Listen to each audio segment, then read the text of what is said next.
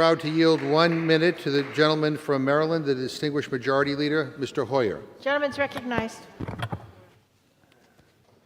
Thank you very much, Madam Speaker, and thank you, Mr. Chairman. By adopting this rule, Madam Speaker, we are now lining up with the runway in preparation to land the plane on Build Back Better.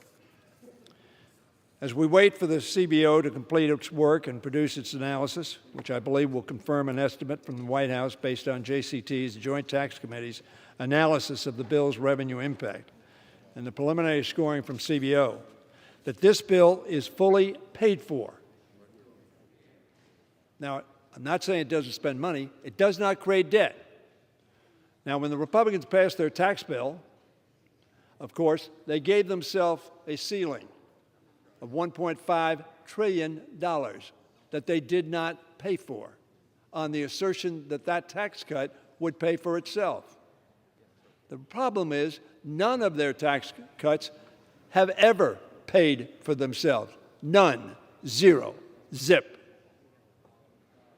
This bill is paid for.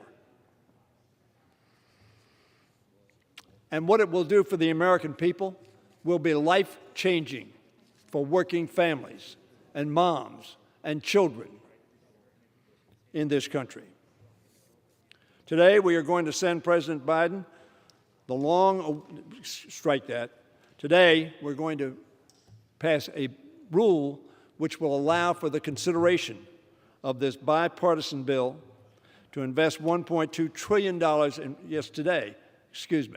we're talking about the BIF now, it's talking about the Build Back Better. We're talking about the bipartisan, 69 senators voting for it, bipartisan infrastructure bill, which will make an extraordinary difference in the lives of this country and, as importantly, the job creation in this country, 1 million jobs per year.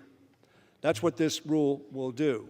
This bill will help our businesses create millions of good jobs here in our country, and it will make significant investments in promoting the deployment of clean energy technologies and making our infrastructure more resilient against climate change. That's what this bill will do.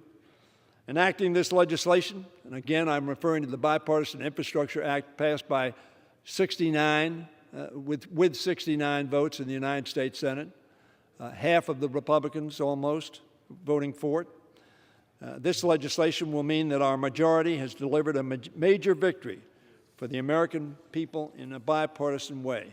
And passing this rule will mean that next up is the transformational legislation to invest in America's human infrastructure, our children's, our families, and opportunities for the most vulnerable in our country to access the American dream. And unlike our Republican friends who passed their tax bill, which was about 85 to 90% of it going to the wealthiest Americans, this bill deals with all Americans, and particularly those who are the most vulnerable, most challenging, and having the most difficult times in our country. So let's get this done today and show the American people that their Congress works for them. We ought to vote yes on this. Now, let me say what this rule provides for a bill which will do. Add 1.5 million jobs per year. This bill, the Build Back Better, 1.5 million jobs per year, and on average across the whole decade.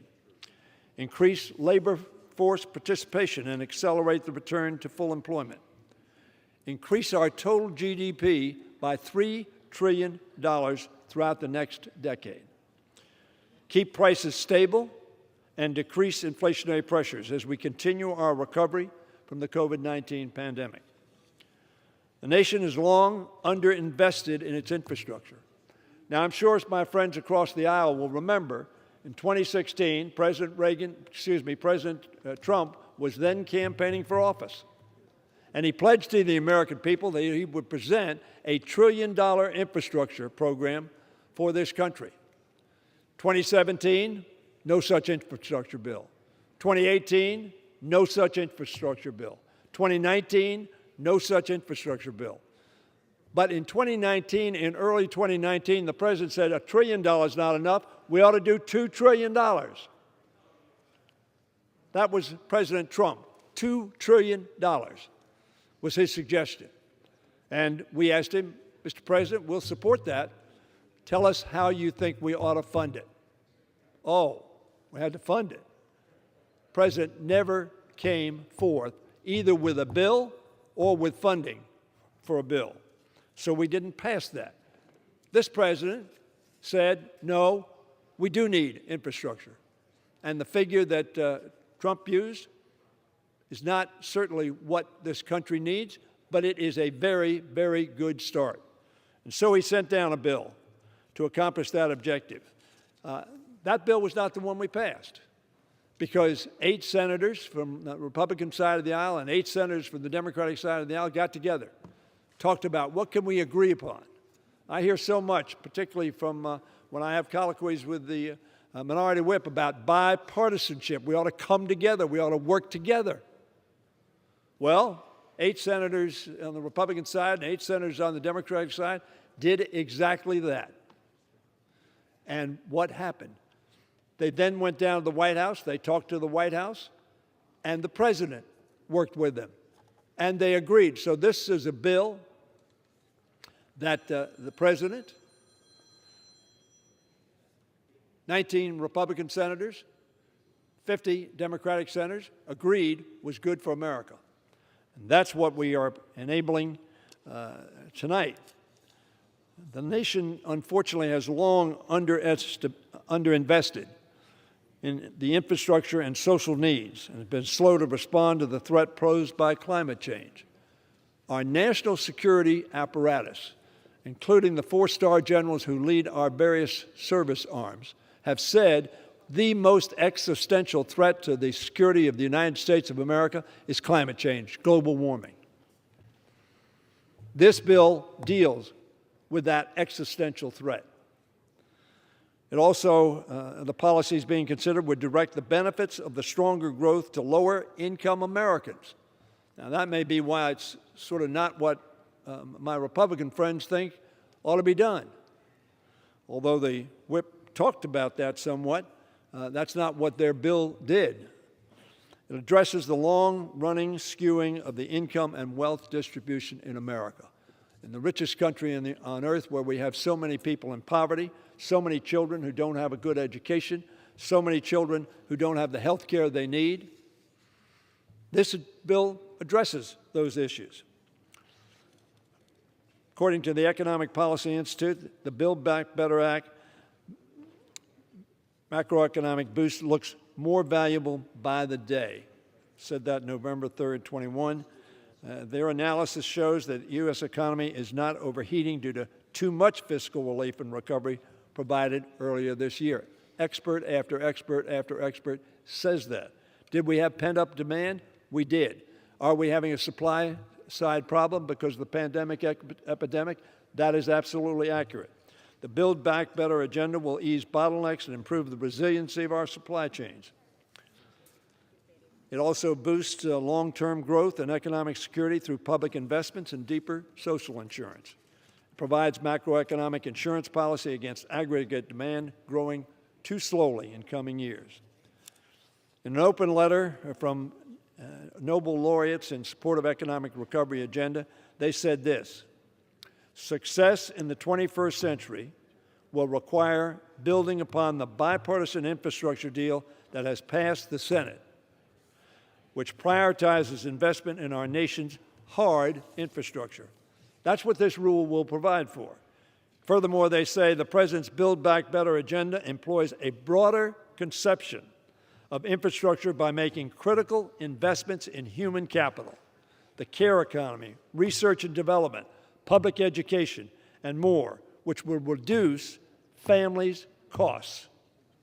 Because this agenda invests in long-term economic capacity, they went on to say, it will enhance the ability of more Americans to participate productively in the economy. It will ease longer-term inflationary pressures. That was Nobel laureates talking about this economic recovery plan. It was signed by 15 of those Nobel laureates. Madam Speaker, the last 20 months have presented our nation with challenges we could neither have foreseen nor envisioned.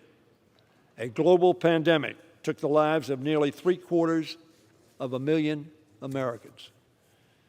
If you went out to the lawn surrounding the George Washington Monument, you saw rows and rows and rows of white flags, indicating those over 700, almost now 750,000 Americans who lost their lives as a result of this pandemic.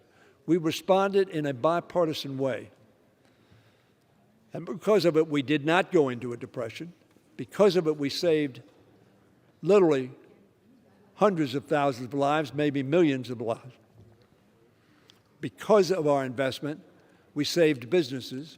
Because of our investment, we saved jobs for literally millions of Americans.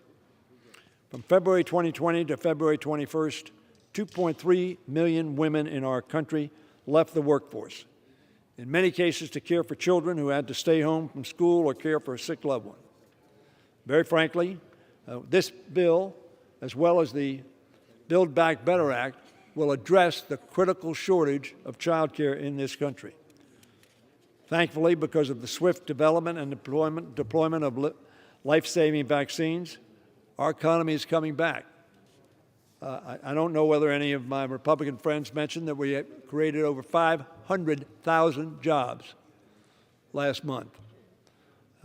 This administration has enjoyed over 5 million new jobs in America. That is twice the number of jobs that Mr. Trump had in his best year, and 7 million more jobs because Mr. Trump in his last year lost 2 million jobs. Now, that was because of the pandemic. We understand that. But to say that 500,000 new jobs is not an economy that is growing and providing sustenance for its people. The Delta variant continues to impact, of course, that recovery, which is slower than we'd like to see.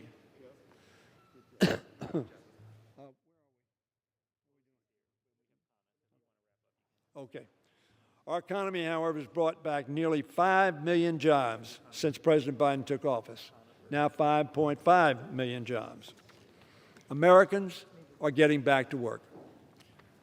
And what this bill will do is to encourage the continuance of the growth of our economy, continue to grow the ability to educate and raise our children, the ability of women and single parents, male and female, to be in the workplace. We need their expertise. We need their talent. We need their energy. And providing safe, reliable, affordable child care will make such a difference.